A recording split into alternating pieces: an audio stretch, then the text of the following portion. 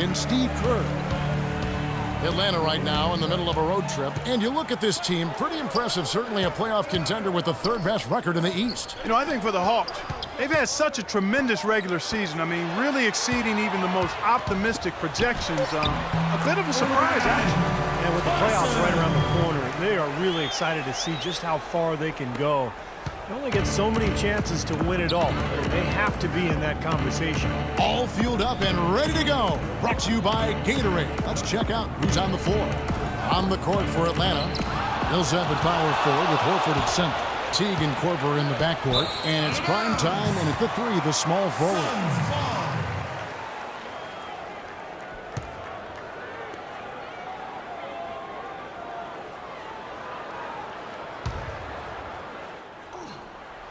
Now, here is Morris, averaging 8 points a game. Carson kicks to Dragic. Pass to Carson. Excellent D from primetime. Looking at the last game for the Atlanta Hawks, it was a loss to the Lakers in Los Angeles. And I think the sort of issues they had on defense, in part at least, was a bigger factor. Really compounded, I think, because it was on the road. You have to be sharper when you go out and play as a visitor. Yeah, everything has to be tight. You can't be loose in any aspect of your game. You're fighting against the crowd and the opponent. You've got to be tougher, mentally and physically, if you're going to win on the road. That bounce pass got him the ball in rhythm. Nice play. Picked by Horford. Down low. And he drops in the layup off the glass. And that's why teams emphasize the use of screens and picks, just to get you some open looks like that one. Now go to Doris Burke, who had a chance to talk with head coach Jeff Hornacek. He talked about the impact that Al Horford can have on a game and how they'll have their work cut out for them dealing with him. He said Horford's just a complete ball player. He does all the things you want from a big man. He can shoot, handle, and pass. He's always a tough matchup, but it starts with matching his energy level. Kevin will see if they have what it takes. And thank you for that, Doris. And here is Teague following Marcus Morris's three. Millsap passes to primetime. Another three for Atlanta. How about the response? Retaliation. Impressive, huh, guys? I'll say exactly that as well. Nice job to recover those 3 points right away. Now here's Dragic. He's coming off a 13-point game against New York. And don't forget, guys, his playmaking was sensational. I mean, he saw the floor, making the game so easy for his teammates. Millsap a screen to the inside. Plumlee with the steal. Outside Dragic. Puts it up from 12, and he gets it to go. Guys, no one team gaining control early on. Give and take, back and forth, the whole way thus far. Yeah, 6 lead changes already, and as Rasheed Wallace once said, both teams playing hard, my man. The Suns leading. Pass to Carson. Back to Dragic.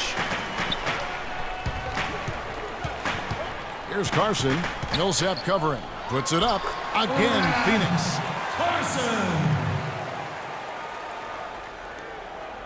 Atlanta's gone 2 or 3 from deep so far in this game. Now the pass to primetime.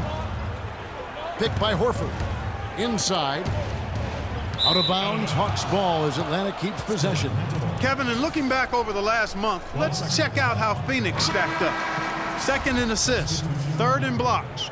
And they also show up as a top 5 3-point shooting team. I mean, that's tall cotton there. Elite level marksmanship from behind the arc.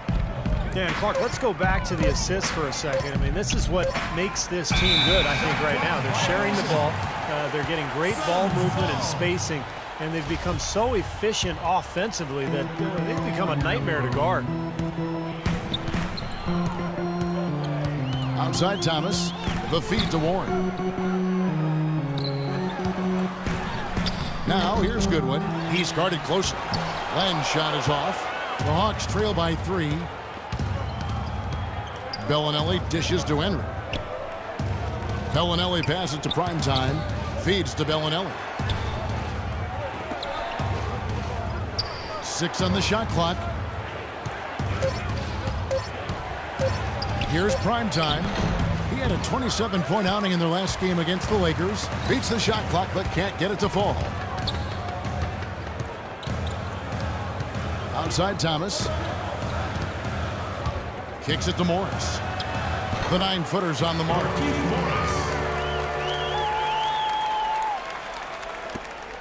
The Hawks have gone 50% from the field, hitting 3 of 6 since the opening tip. Henry kicks to Bellinelli. Shot to end this cold run, and there's the basket on the shot from Primetime. Primetime's got 8 points. I like the way he's not forcing anything, taking advantage of what the defense has given him. He's been a key contributor for them in this quarter. 27 seconds left in the first quarter of the game. Morris kicks to Goodwin. Now Morris, and it's good with time running down on the shot clock. Morris has got his second basket of the night. And there's the whistle. Illegal screen. Well, if you're going to set a screen like that, you've got to make sure your feet are set. I agree with you, and I thought maybe he was set that time, Steve. I thought it was a good screen on his part. Outside Thomas. From deep. And that's not going to go. And so the first quarter is in the books. The Suns on top. They're up by 5. Tuesday, March 15th.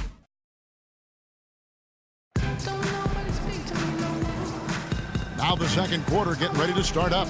And taking a look at the Suns' performance here, Clark and Steve, what have they been doing or not doing? Pretty good start defensively. This club forced some mistakes and took advantage, and that's how they built this lead. And they've built the lead because not only have they forced turnovers, but they've taken care of the ball themselves. So that's a winning combination.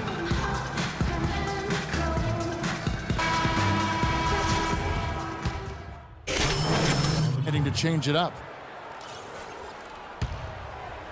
Here in the second quarter, just under 3.5 minutes played, we've got Marcus Morris.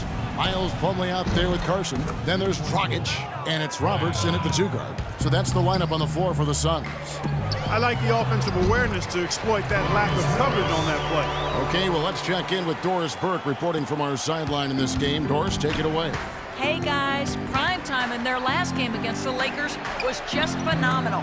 He had 27 points and was effective from long range as he got that scoring line by dropping in a good amount of threes. A performance like this is what we've come to expect during this great run of his. Will we get another one tonight, guys?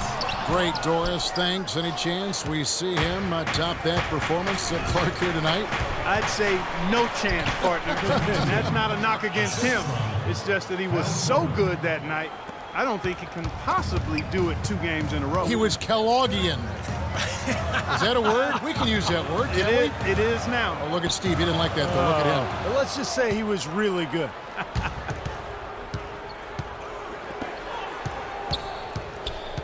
He dishes it to Payne. Plumlee with the rebound. That's something they need to do more of. Get after it on the glass. Go get those boards. Any extra possessions that you can get, either through steals or rebounds, are so critical in this game. Now here's Teague, averaging 8 points a game. Prime time, another 3 for Atlanta. Wow, 4 here in the first half. They're going to need to do something different on defense to trap this guy and lock him up. And Roberts kicks to Plumlee.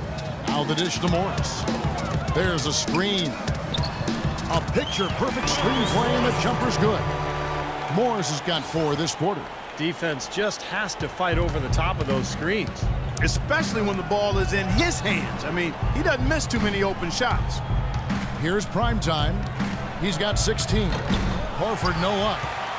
We've got a 9-second difference between the shot clock and the game clock. Here's Roberts. Shot denied. And that's out of bounds. Phoenix will retain possession. So for the Suns, Alex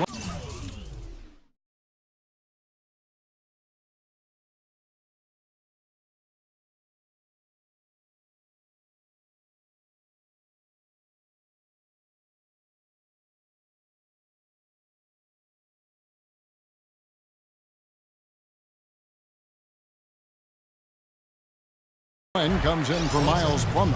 And it's Archie Goodwin in for Goran Dragic. And then for Atlanta, Cephalosha comes in for Al Horford. And it's Henry in for Teague. Good! And the Suns lead by 8. And so it's Atlanta with it. After this one, they're off to Sacramento to take on the Kings. They're in the midst of this long 6-game road trip. That will be game 4. Here's Morris. And we've reached halftime in this one. Doc, looking...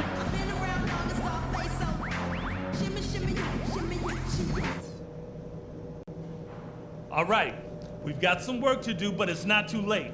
Let's put our stamp on the second half. Now,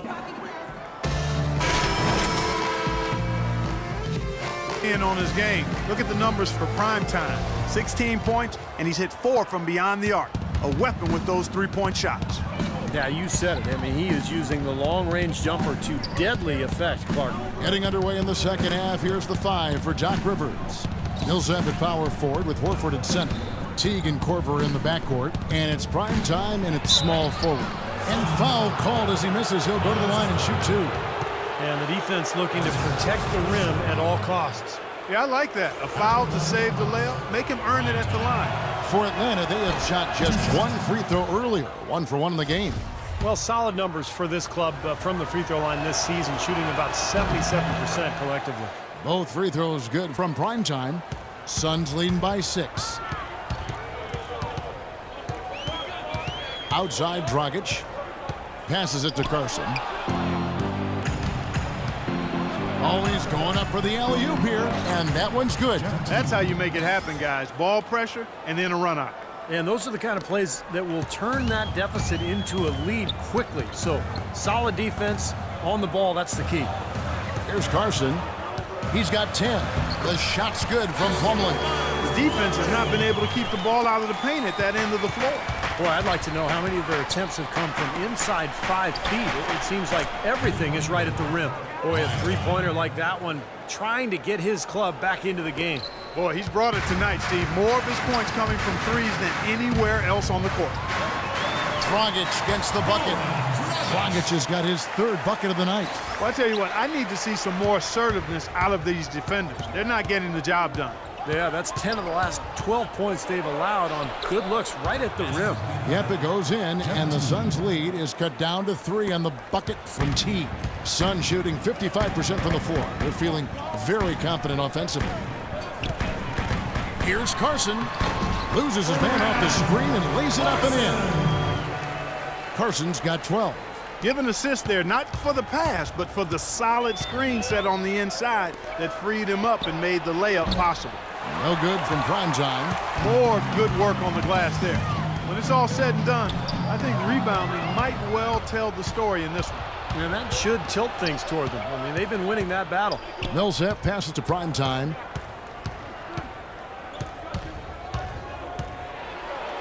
Goes up high for the two-handed dunk. Textbook example there of how to use defense to create offense. Yeah, beautiful transition play after the steal all the way to the basket. Wasted no time going from defense to offense. It feels like they're starting to pick up the intensity as the game itself starts to get a little more tight and close. Both teams will make substitutions. The Hawks shooting their 4th shot at the foul line here.